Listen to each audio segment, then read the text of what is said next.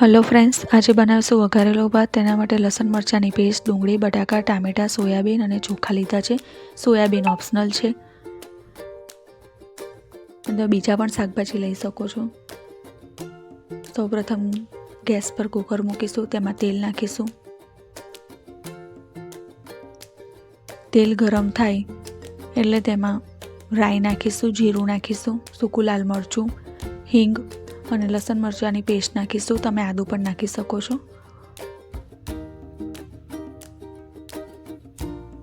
ત્યારબાદ ડુંગળી નાખીશું. ડુંગળીને ગુલાબી થાય ત્યાં સુધી સાતળીશું.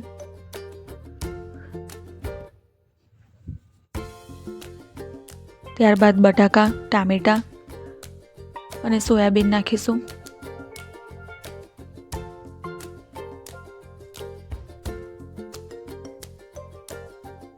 એ બધો મસાલો કરીશું.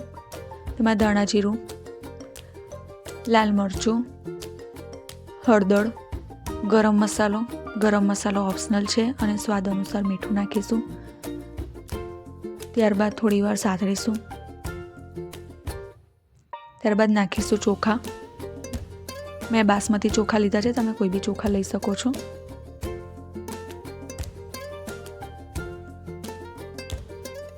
પાણી નાખીશું. મેં નાખ્યું છે 1.5 ગ્લાસ પાણી. તમે ચોખાની ક્વોન્ટિટી પ્રમાણે પાણી નાખી શકો છો.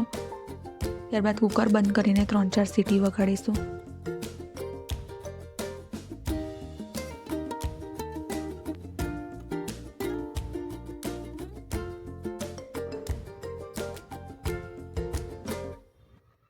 કુકર ઠંડુ થઈ ગયું છે તો રેડી છે આપણો ગરમા ગરમ મસાલેદાર વઘારેલો ભાત.